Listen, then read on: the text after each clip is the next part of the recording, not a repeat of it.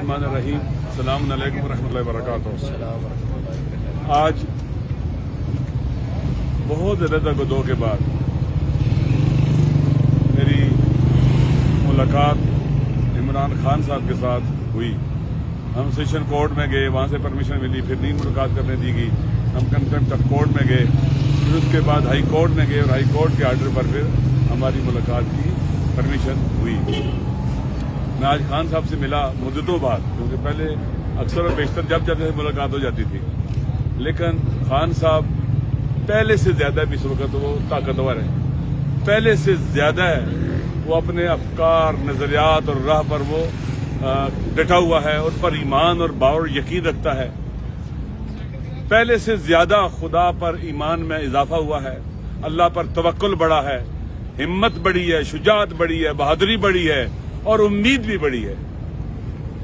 वो इस जदोजहद को आजादी की जदोजहद कहते हैं। अपने वतन को इस तरह से बना दे कि हर कोई आजादी इजहार हो, जितने भी इसके बुनियादी इंसानी हुकूक हैं, अकायद की आजादी है, इजहार और बयान की आजादी है, फ्री मूवमेंट की आजादी, जितनी भी आजादियां हैं लोगों को मिले। हमारे अदलिया और इदारे बावकार हों, हमारी पार्लियामेंट बावकार हो, वहां जो लोग बैठे हों वो अवाम के हकीकी नुमाइंदे हों। पैसों के जरिए, करप्शन के जरिए, फसाद के जरिए, जबरदस्ती लोगों को डरा धमका कर वोट लेकर पार्लियामेंट में न जाएं, धांधली के जरिए न जाएं। आजाद करना है, तमाम इदारों को आजाद करना है, और ये जंग आजादी की जंग है, वतन की आजादी की। वतन को उसका वो जो मकाम दुनिया के अक़वाम और ममालिक में होती है, उस मकाम तक पहुंचाने के लिए तो बहुत वो पुरुमीद भी है माशाअल्लाह। उन्हें जो कुछ भी हो अच्छे कंधे इख्तियार किए जा रहे हैं उनके खिलाफ, और कोशिश की जा रही है कि उनको डरा दें, धमका दें, परेशान करें। वो उन्हें परेशान होने वाले नहीं है, बल्कि परेशान करने वाले खुद परेशान हो रहे हैं। वो गोलियां उनको मारी गई, वो नहीं डरे। जेल में लाया गया, नहीं डरे, और कहते थे कि 2 दिन भी जेल में नहीं गुजार सकेगा। वो बहादुर इंसान है, खुदा पर मजबूत ईमान रखता है, अल्लाह पर तवक्कुल रखता है। और आखिरी बात जो हुई तो उन्होंने कहा कि लोगों को पैगाम दे देना कि हम आजादी के लिए उठे। ये आजादी की जंग है, ये इलेक्शन, ये वो इलेक्शन है जो वतन को आजाद करेगा, गुलामी की से निजात दिलाएगा।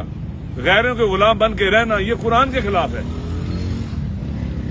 सिर्फ गुलामी अल्लाह की और किसी की गुलामी नहीं है। बंदा सिर्फ अल्लाह का और किसी का बंदा नहीं है।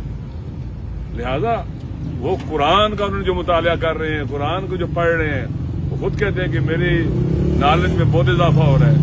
तो इंसान जब जेल में जाता है तो वो सीखता है, कहते हैं मुझे अल्लाह ने तौफीक दी है सोचने की, फिक्र करने की, मुताला करने की, पढ़ने की। जिंदगी इतनी हंगामा खेज थी कि पढ़ने का मौका नहीं मिलता था, मुताला करने का मौका नहीं मिलता था जितना चाहिए था। अल्हम्दुलिल्लाह इबादत का भी बेहतरीन मौका मिलता है, कुरान की तलावत का मौका मिलता है। कहते हैं 3 बार कुरान खत्म किया है। इस तरह से फिर अब बाकायदा कुरान को तफसीर के साथ और मफाहिम के साथ पढ़ रहा हूँ। ये एक इंसान है जो जेल में आने के बाद खौफजदा नहीं हुआ, उसके प्लेटलेट्स जो है ना वो नीचे नहीं गए हैं, और वो बीमार भी नहीं हुआ अल्हम्दुलिल्लाह जेल में आने के बाद।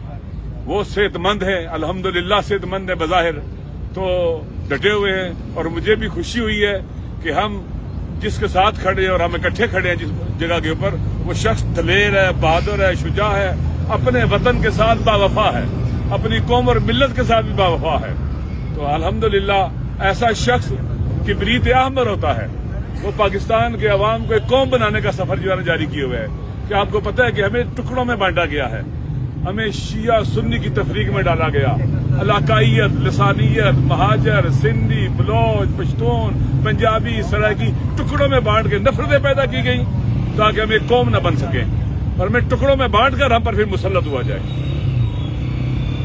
अवाम की जो सोशल पावर होती है सोसाइटी की, उसको कुचला गया है।